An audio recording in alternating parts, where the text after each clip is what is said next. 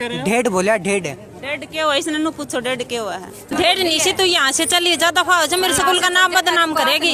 तुम्हारी औकात नहीं है, तुम्हारी जाति पता क्या है, बोला तुम्हारी जाति चमार है। इसलिए मामा या रुपया की धमकी दे, फिर जाकर बोले रुपये इतने 8.5 लाख रुपए तो कास्ट का नाम के दे देंगे और 1.5 लाख रुपए बोले तारनू इसका नाम क्या आ जाएगी।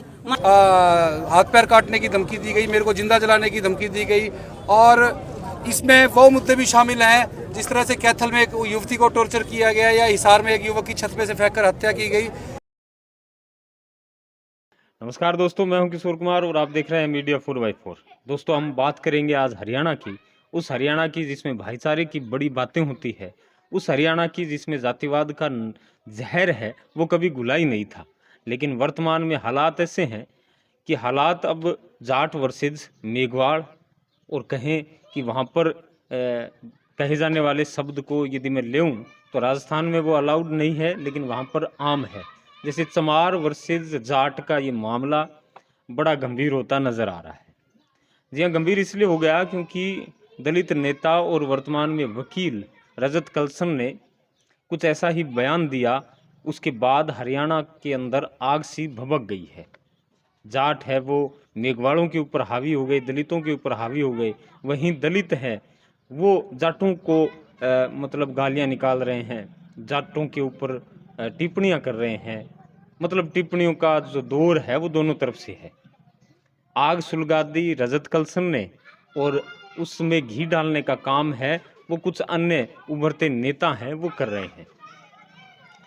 एक बयान दिया था रजत कलसन ने, जो अभी बुढ़ाना कांड हुआ था, आपको मालूम होगा, नहीं मालूम है तो मैं आपको चर्चा के माध्यम से बता दूं। रजत कलसन, आप मेरे पीछे देख रहे होंगे, एक बयान भी दे रहे हैं, इस बयान को भी मैं आपको सुनाऊंगा।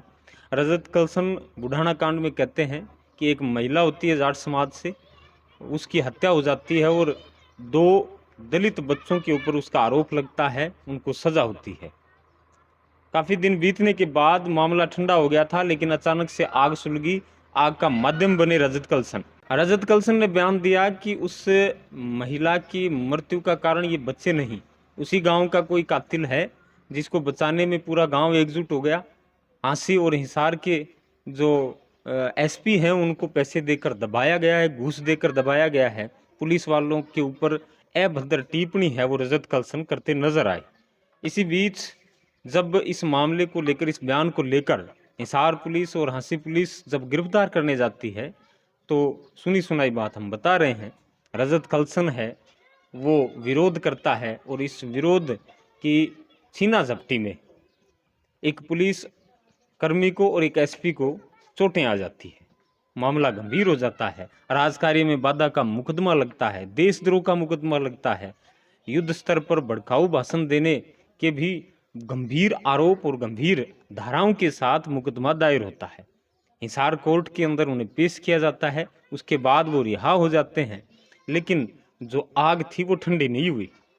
बड़ी बड़ी खाप पंचायतें हो रही हैं, महापंचायतें हो रही है। जाट समाज एक तरफ पंचायत कर रहा है, वहीं मेघवाड़ समाज जो दलित समाज है वो एक तरफ पंचायत कर रहा है। आम भाषा में कहें कि वहाँ पर एक शब्द चलता है दलितों के ऊपर, जो आम इतने दिन तक तो आम था, हर कोई वो नाम लेकर पुकारा करता था, जिसका नाम मैं लेना नहीं चाहता। देखिए, किसी को ओछा बोलना गलत है, चलता आ रहा था, वो टाइम अलग था। अब संविधान के अंतर्गत हम काम करते हैं, संविधान के इर्द गिर्द ही सभी कार्य हैं वो इस देश के अंदर हैं। स्वतंत्र भारत में हम निवास करते हैं, सभी एकजुट हैं। भाईचारे को कौन तोड़ रहा है, क्यों तोड़ रहा है?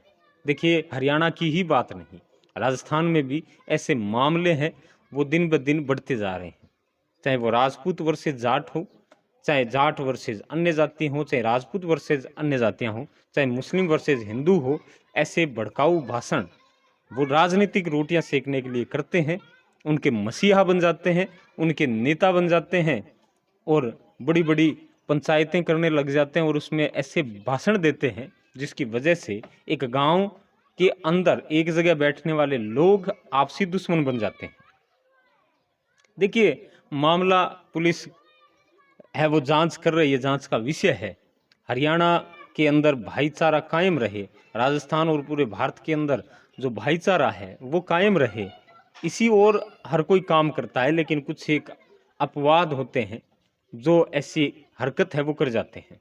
एक छोटा सा उदाहरण मैं आपको देना चाहूँगा कि एक शहर के अंदर चाहे वो गोलगप्पों की रेडी हो, चाहे मोमोज़ की रेडी हो, या अन्य जो फास्ट फूड वगैरह बनते हैं उनकी रेडी हो, चाहे कुल्फ़ी बेचने वाला हो, क्या आपने कभी जात पूछी है?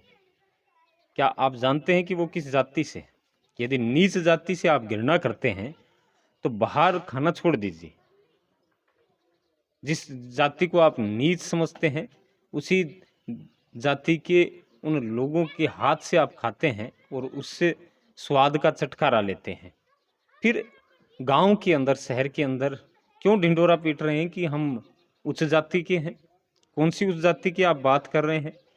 कर्म प्रधान है। उस समय में कर्म अलग थे, वर्तमान में कर्म अलग हैं। सभी एक थाली में बैठते हैं। उस भाईचारे को खत्म करने की आप कोशिश मत कीजिए।